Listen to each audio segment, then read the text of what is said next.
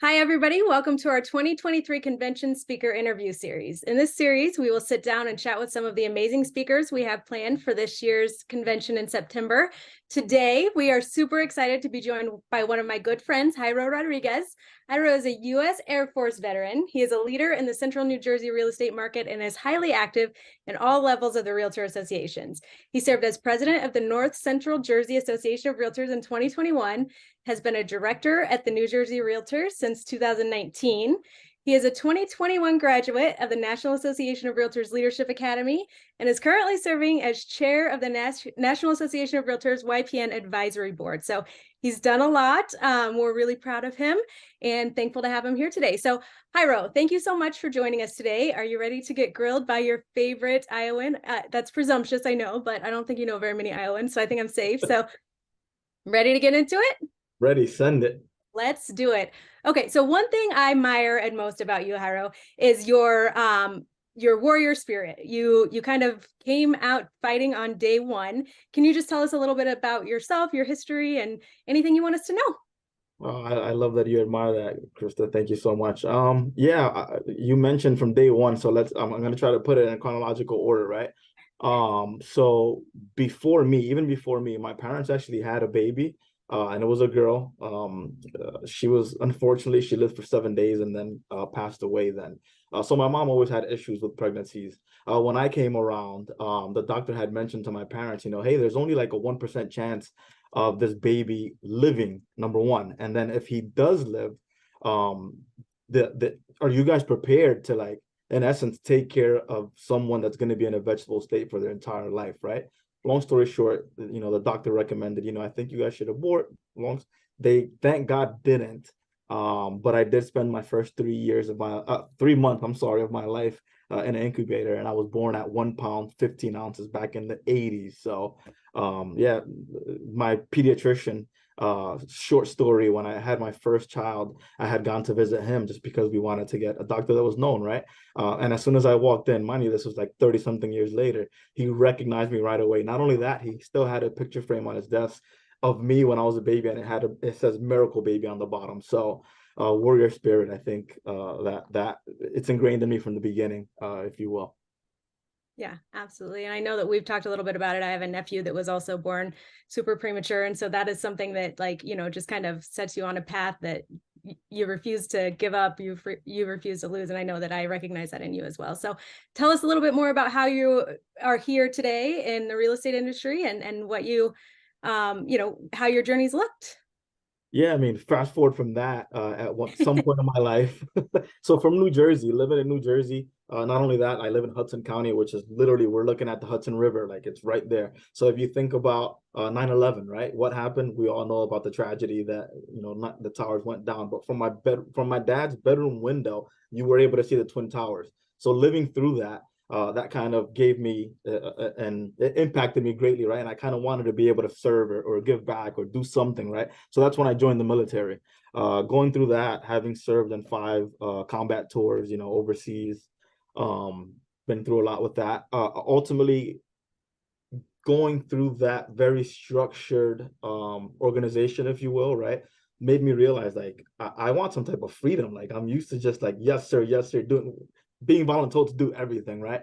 I've always had an interest in real estate, and getting into it, I fell in love with not only being able to help people achieve the American dream, but on the volunteer side, right? It's like, wow, like I can do the things that I love and not be forced to do it, right? Although I was used to being voluntold to do things, now it's in a different capacity, but I absolutely love doing what I'm able to do at whatever level, local, state, national, and real estate just gave me that additional opportunity to be able to serve others. Absolutely. And one thing I always think about when I think about you, Jairo, is like you have this way of making everyone feel like somebody, right? Like you're a great listener. I'm a great talker. It works out great. But no, you really do. Whoever you're with in that moment, they feel like they're like the most important person in your world. And I admire that in you, because I'm like aloof half the time and not what I'm thinking doesn't always show. But you have this really great way of being present in the moment, in the conversation, and really taking an interest in people. So I'm excited to have you meet our members and have that opportunity me to kind of see that side of you as well. So we're lucky to have you joining us for a course coming up this convention in September. It's called 0 to 60 in Your First 5 Years. Tell us a little bit about the course and how the idea came about. Yeah, so number one, I have to give credit where credit is due. I have a really, really good friend of mine. I consider him a mentor of mine, right? That's been in the industry for a very long time. And he kind of said, like, Jairo, you should be up there, like speaking or teaching, or you have a lot of wisdom and knowledge that you can share. And I was like, no way, you guys are familiar with this imposter syndrome thing, right? We all have it. And that was me. I was like, I can't do that. I'm not gonna. Nobody wants to hear from me. Long story short, he was able to create panel for one of the conferences a couple years ago that NAR had. And that kind of just, it was a warm introduction into, hey, maybe I can do this. But ultimately, he gave me the idea, but it came in essence from knowing that realtors, there's not really an early career track, if you will, for realtors. When you think about at many conventions, and what I think about ultimately is at Triple Play, which is our state convention, there wasn't really anything geared towards newer career individuals, right? So it was like, let's try to fill one of those gaps and see what we can do. But ultimately, what I'm saying is that it was created, or the idea came about from one of my mentors. Yeah. Yeah. And I think one of the things we're focusing on this year in convention is kind of the mental health side of things. And I think that's a really great point, because some of the newer agents might come to convention and feel a little defeated because we have, we bring in people from all across the country. And, last year we had quite a few of our friends coming, and they're so great and so wonderful. And they're talking about all of these things they're doing and how successful they are. And I can imagine being a newer agent in the business and just feeling overwhelmed with that. So we don't always share our struggles as much as we share our wins. So I think this fits perfectly into what we have going on this year. But so the course focuses on the first 5 years. We know why that's important. Was there a moment in your early career when you just kind of realized that maybe more support was needed for, mentors and support for some of these younger, newer agents in the business? You talked a little bit about the imposter syndrome side of it, but Yeah, I want to also throw a plug in there because you had led me into that. My brain's now spinning, right? But what I love about YPN in particular is the fact that we are so inviting, we are so inclusive, that it kind of eliminates that intimidation that you may have in going to certain things and being around top producers, if you will, right? Or people that are leaders within the industry. What I say to you is that YPN opens up that door and gives you that ease, that comfort, if you will. So I wanted to throw that out there first. But to your question, it's statistically proven that in your first couple of years in the business, it's going to be the most challenging, right? You're looking to build a client database, you're looking to gain experience. Oftentimes you're going on appointments or doing some things, and the first thing they ask you is, how long have you been in the business, right? So it's a little intimidating, and it's hard to establish yourself within whatever market you serve, right? Other things, right? Generating leads are difficult. Maybe you're going through a deal and you haven't gone through a specific scenario that you're in right at this moment, right? But having that YPN network of the people around you is helpful. So to answer that having that, the peers or those mentors, if you will, although you're at the same level, it's super critical. And for me, I had it from the very beginning, so I was lucky or blessed in a way to have that. And knowing that. But then when you're thinking about your business and growing, that's where you want to think about aligning yourself with people that are maybe at a level that you're not at, but that you wish to be, if that makes sense.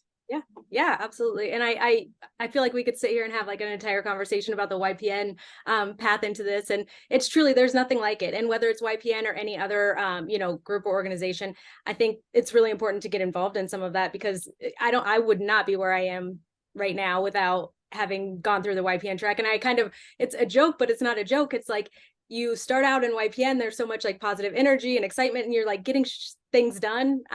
Let it be known, I did not say the S word, getting things done. And then you move into other areas of the organization, which kind of move a little slower, and you don't have that same maybe excitement behind it. And that's kind of a hard transition period. So my focus, especially with IAR, is trying to keep some of that excitement and involvement going throughout all of our other committees, and making sure that it doesn't kind of end with YPN. It's not like, other parts of the organization are as daunting. I'm going to bring it up one more time because it's so important, but like imposter syndrome, I still wake up every day being like, when are they going to figure out I have no idea what I'm talking about, right? Like every day of my life, I think about that. So, I'll end it here on the YPN thing. You can add more if you want, but I just really encourage anyone who's newer in the business to get involved with some of those committees and organizations, because I really think it will propel the career of many.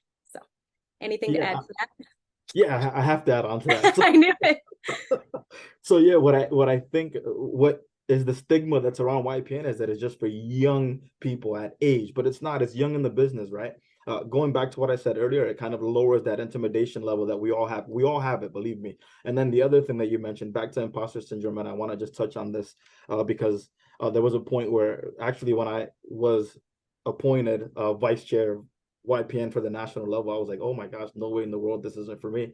And I had asked Kenny Parcells was the one that did the appointment at the time, and I was like this isn't, like, I feel like I'm not ready for this. And what he said to me is something that will resonate hopefully with many of you all, is whom he chooses, he qualifies. And that was like exactly what I needed to hear at the time. So yeah. And sometimes it takes somebody else believing in you to believe in yourself. And I've had situations like that myself. And sometimes I still feel like I failed at it, but when they're telling you you're doing a great job, you're like, okay, maybe I'm not as bad as I thought I was. So absolutely.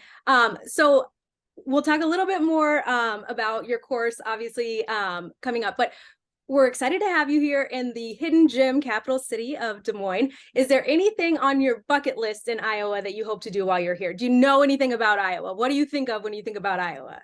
I honestly don't know anything about Iowa, but I will say that you had mentioned to me this dragon boat race thing that I want to hear about. Yep. That's really the extent All of right. Well, that means that you have very low expectations, so we're going to blow them out of the water. We have a lot of great things here. So I'm going to end on this. I'm going to end the interview on a lighter note. And we all have one of these. I think most people know mine. I'm not going to call it out. But what is your most irrational fear? You know what? It's actually, I think, if I'm not mistaken, it's like one of the top two or maybe top three fears in the whole Okay. world. And I will say that I've gotten better with it. And I'll give you an example, but it's the fear of snakes. Um, I now am not as scared, but before, if you'd open up like a magazine or show me a picture of a snake, I'd literally be running, and instead of going through like the doorway, I'd probably hit the wall just because I would like be so fearful. Yeah. But yeah, I think that would be Yeah. my I think some would argue that's not irrational. I think that's a fair fear. I was hoping for something super embarrassing, but we'll take it. We'll take it. So Jairo, thank you so much for joining us in the hot seat today. We are excited for you to join us this fall. For those of you watching, don't forget that the 2023 IAR Convention is September 26th to 28th in downtown Des Moines. We've got a great few days lined up with some wonderful speakers, some fun activities, and so much more. And we can't wait to see you there. And Jairo will see you there as well. Thanks, guys.